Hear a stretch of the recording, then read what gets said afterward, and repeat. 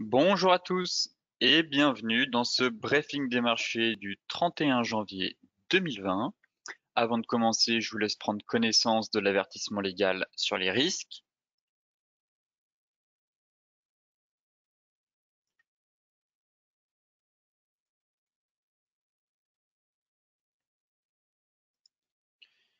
Très bien, et tout de suite, on va s'intéresser un peu à l'actualité des marchés.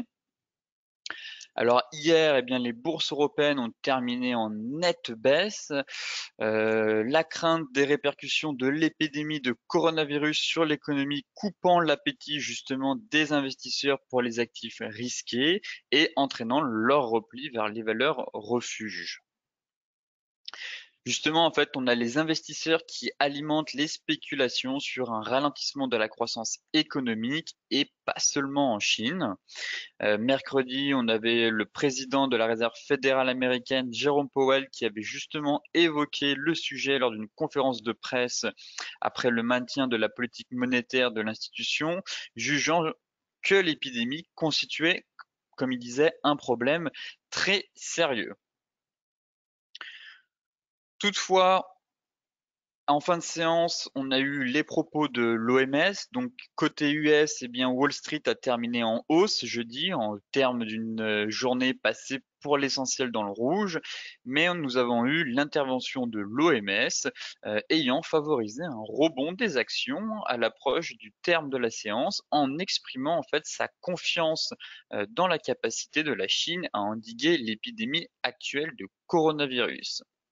Alors certes, l'Organisation mondiale de la santé a qualifié hier d'urgence de santé publique de portée internationale l'épidémie de coronavirus qui fait actuellement 170 morts en Chine et s'est répandue dans plus de 18 pays. Mais en fait, elle a exprimé sa confiance dans la capacité des autorités chinoises à enrayer l'épidémie et a exprimé son opposition à toute restriction sur les voyages ou les échanges commerciaux avec la Chine. Donc, de ce fait, même si elle a déclaré, euh, comment dire, qu'elle a déclaré l'urgence de santé publique, en fait, le fait qu'elle ait dans ses propos derrière opposer toute restriction sur les voyages ou les échanges commerciaux, eh bien, ça a déclenché, on va dire, les algorithmes et les bourses se sont ressaisies et comme d'habitude, les bourses US, elles, ont terminé dans le vert, ont inversé le cycle, comme je vous le dis depuis un petit moment maintenant qu'on a sur les indices boursiers le matin et en début d'après-midi, et derrière les US, eh ben, nous retourne tout ça à la hausse. Enfin, côté indicateur, eh bien, l'économie américaine a une nouvelle fois manqué en 2019 l'objectif défini par l'administration Trump d'une croissance à 3%, pénalisée par l'amplification de la baisse des investissements des entreprises sur fond de tensions commerciales. Enfin, la croissance du PIB de la première économie du monde a atteint 2,3% l'an dernier, au plus bas depuis 3 ans, après 2,9% l'année précédente, montrent les données publiées par le département du commerce.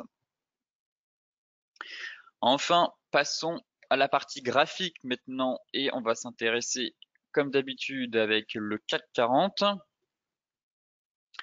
Alors le CAC 40 qui recule actuellement justement ce jour malgré le rebond qu'on a eu hier sur Wall Street avec les résultats en plus avec Tesla qui nous prenait quasiment plus de 11%, Microsoft pareil tire l'indice américain à la hausse et derrière en fin de clôture on a surtout eu les résultats de Amazon qui sont tout simplement monstrueux.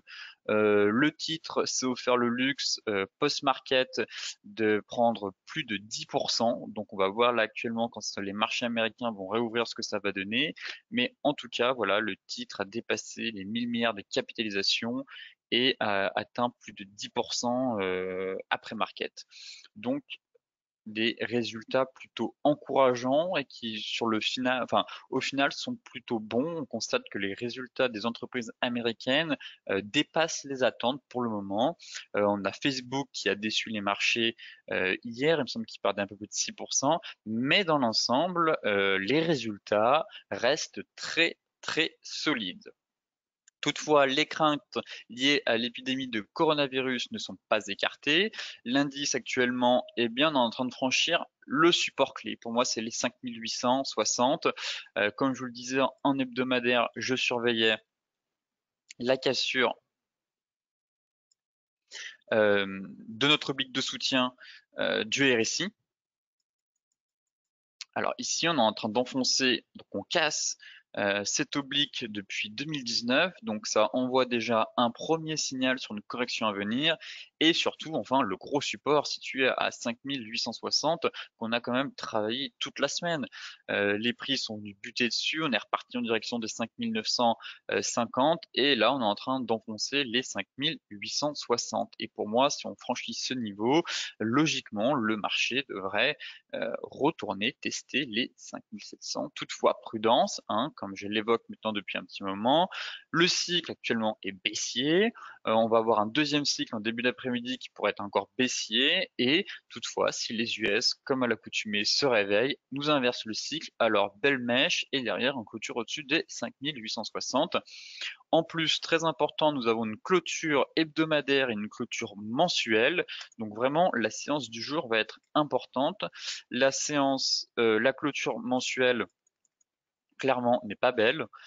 Pour moi, on a un avalement. C'est dommage qu'on ait un peu de mèche ici sur cette bougie-là. Euh, J'aurais préféré qu'on ait plus de corps et moins de mèche pour l'avalement, mais voilà, le pattern est présent. On est sur des plus hauts quasiment depuis 2007 et on est en train de former un bel avalement baissier.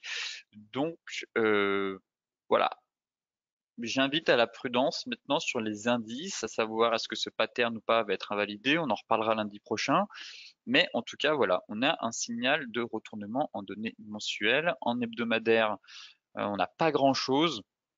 On n'a pas grand-chose. On n'a pas vraiment un pattern là qui prévoit de. On a juste de la cassure de notre canal haussier, tout simplement. Mais voilà, je surveille surtout la clôture mensuelle. Concernant le DAX, eh bien, c'est pareil. On enfonce notre fameux support. Notre fameux support situé à 13 170, 13 200. Hier, on est pile poil venu clôturer, elle est juste en dessous. Mais avec les chiffres, les résultats US durant la nuit, les indices en fait européens ont bien progressé et ce matin ont perdu toute leur hausse, tout leur gain durant la nuit. Et là, pour moi, on se dirige très facilement vers les 12 940 points. Voilà, retour vers le bas du range précédent qu'on est venu travailler depuis le mois de novembre et c'est environ 12 940, 12 960 points. Voilà, mon objectif là actuellement, ce serait ce niveau de prix. Après, on verra la réaction du marché. Si on a un rebond pour revenir tester les 13 170, 13 200 ou au contraire, une cassure pour aller en direction des 12 745 points. Mais c'est vrai qu'avec notre cassure d'oblique, on a la place. Si vraiment l'indice doit corriger, on est en travail à la borne haute de notre canal et on a vraiment la place pour aller chercher les 12 940 et même aller un peu plus bas en direction des 12 745 points. En mensuel, la clôture, pareil, c'est pas très joli, ça nous ressemble un peu à une étoile filante, euh, quasiment. Mais là, on avait un beau doji d'hésitation. Là, on se fait une belle mèche. Euh, c'est dommage qu'on ait un gap baissier entre ces deux bougies. J'aurais préféré qu'on ait un gap haussier pour valider ces étoiles filantes. Là, c'est dommage qu'on ait un gap baissier. Mais bon, la bougie, en tout cas, n'est pas très belle. À voir aussi sur la clôture. Pour le moment, je trouve qu'on a un peu trop de mèches basses pour confirmer une vraie étoile filante. Mais voilà, on a buté en tout cas sur la résistance historique et les prix sont venus échouer. Donc ça aussi, c'est un élément de marché important et qu'il faudra prendre en compte pour la suite. Concernant le Dow Jones, très solide, l'indice américain toujours très très solide. Toutefois, je note, je vais mettre mon indicateur. Alors, s'il veut bien s'afficher, tant pis, je ne peux pas le mettre. Alors,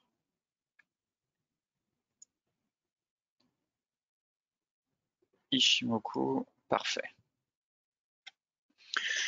Voilà ce que je note qui est quand même intéressant, c'est qu'on est notre Platenkan Kijun qui est venu se mettre à plat ici et on est venu pile poil s'arrêter quasiment. Voilà, on travaille la borne haute, la borne basse pardon de notre canal haussier et on est venu voilà pile poil s'arrêter. Le marché vraiment travaille ce gros niveau de prix. Là actuellement on va ouvrir avec un gap baissier sur les indices US.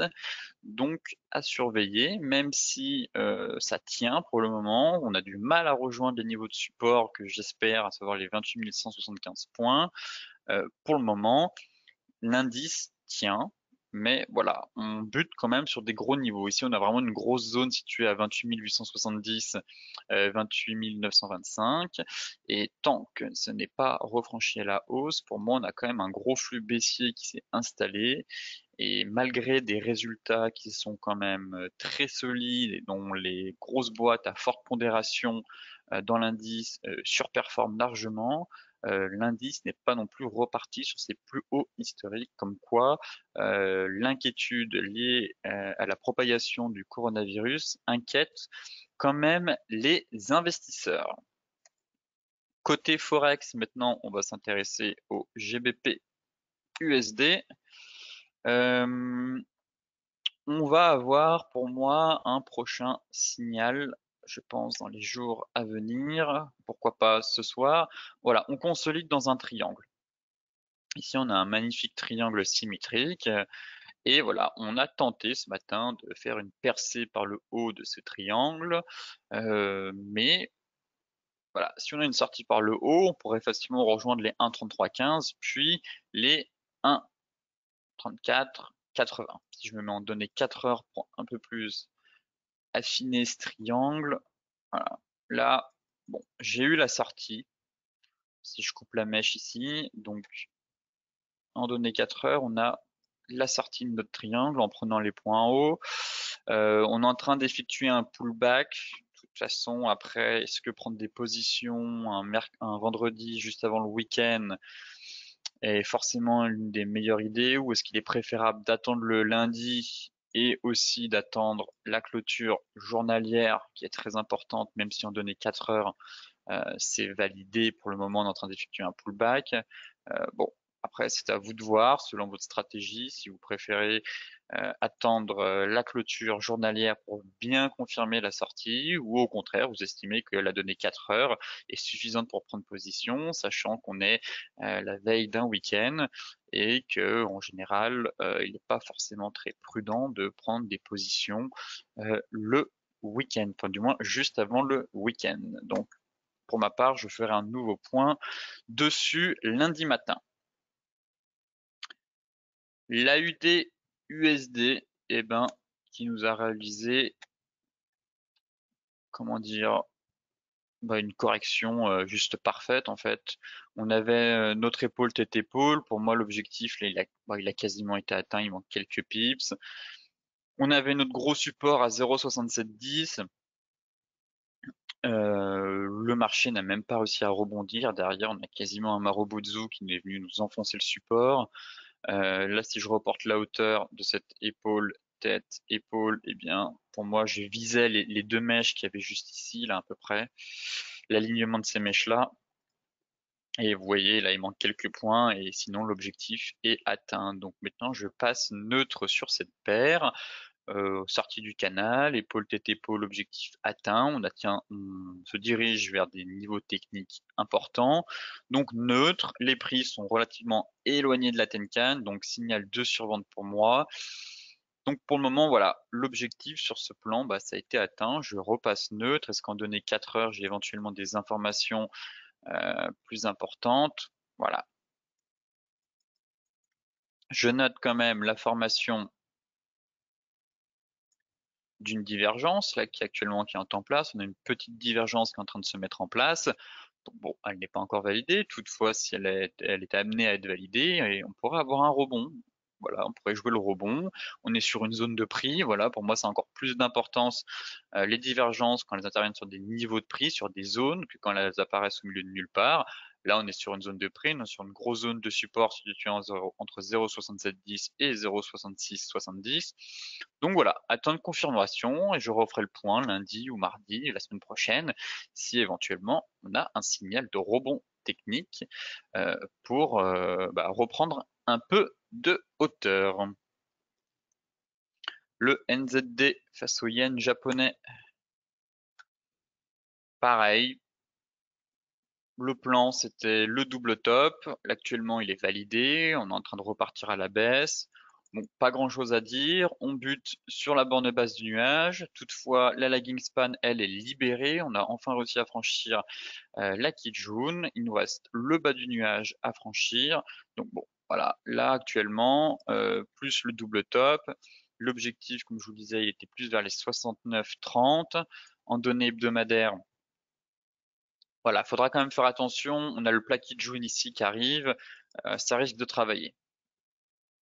Ici, on a un gros niveau de prix, ce gros plat, donc je pense que ça risque de travailler. Bon, après, c'est un objectif théorique, le double top, hein, il est un peu plus bas, il est ici. Mais voilà, si ça bloque sur les 69,8, et ben c'est tout simplement qu'on a un gros niveau de prix. Notre plat Tenkan aligné avec le plat Kijun, donc ça risque de coincer un petit moment avant de vraiment enfoncer et partir à la baisse si le marché le décide. L'AUD face au yen japonais, eh bien l'AUD c'est pareil. On avait notre double top qui se mettait en place aussi.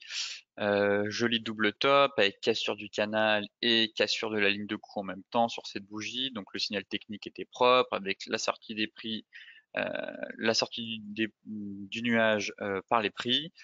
Euh, et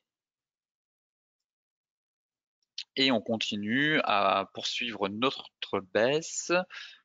On est en train de travailler notre plat Kijun. Est-ce qu'on va le casser aussi à la baisse?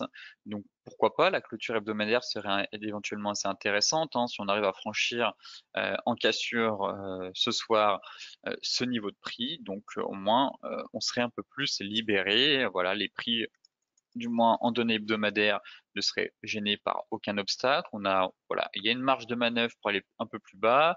Là, la lagine, par contre, se retrouve encore un peu dans les prix, ce qui fait que ça pourrait un peu gêner. Mais si on corrige un peu plus, logiquement, on sortirait des prix et on serait libéré de tout obstacle. Maintenant, pour terminer le Forex, on va regarder le GBP NZD qui repart à la hausse et invalide. Bon, c'est un scénario que j'avais évoqué comme ça concernant une possible ETE si on était amené à échouer sur les niveaux psychologiques des deux. Derrière, on est sorti carrément par le haut de notre canal. Donc ce scénario d'épaule, tête, épaule est annulé et il faut repartir sur un nouveau scénario. Euh, tout simplement, et ben c'est un range. Voilà, la paire évolue dans un range. Donc pour moi, stratégie de trading range, le nuage Ishimoku se met parfaitement à plat. Donc il suffit de vendre les points hauts, la borne haute et d'acheter la borne basse sur signal de retournement. Actuellement, là, on devrait facilement retourner sur les 2,04. Donc voilà, on manque un peu de hauteur. On va attendre éventuellement de voir la semaine prochaine comment, si l'horizon se dégage ou pas, et au contraire, on casse ce niveau. Et dans ce cas-là, pour moi, on pourrait facilement rejoindre les 2,10. Ou au contraire, le marché échoue et nous forme un pattern de retournement pour jouer dans un premier temps, et bien tout simplement une rotation partielle pour viser retourner vers les 2, les 1,99, puis une rotation complète sur les 1,94. Donc le GBP NZD à surveiller la semaine prochaine pour une stratégie de trading range. À plus court terme, si je me mets en données 4 heures, est-ce que voilà, j'ai quand même l'indicateur RSI qui rentre dans une belle zone de surachat, mais ça ne veut pas dire qu'il faut vendre hein, éventuellement. Hein, Là, on est juste rentré dans cette zone-là, donc les personnes qui vendaient parce que l'indicateur RSI entrait en zone de surachat, derrière, eh ben, se sont fait sortir, tout simplement parce que ça montre une force acheteuse qui est en place. Et tant que le RSI ne sort pas de cette zone de surachat, eh ben, il n'y a pas d'inquiétude. Voilà, il peut rester encore très longtemps parce que la force acheteuse et le mouvement acheteur est très présent et très puissant. Donc, ça montre qu'il ne faut pas se mettre en face et éventuellement attendre si on a une divergence. Au contraire, là, oui, si on a une divergence sur les de surachat, une divergence baissière, dans ce cas-là, oui, on peut rentrer dans le marché pour jouer le retournement de tendance. Mais pour le moment, voilà, il n'y a pas grand-chose, si ce n'est qu'attendre que les prix viennent chercher la borne haute du range. Enfin, pour terminer ce briefing des marchés, on va s'intéresser au pétrole que je surveille maintenant depuis plusieurs jours. Et on est venu chercher le point bas, quasiment à quelques points près hier, mais pas de signal de retournement.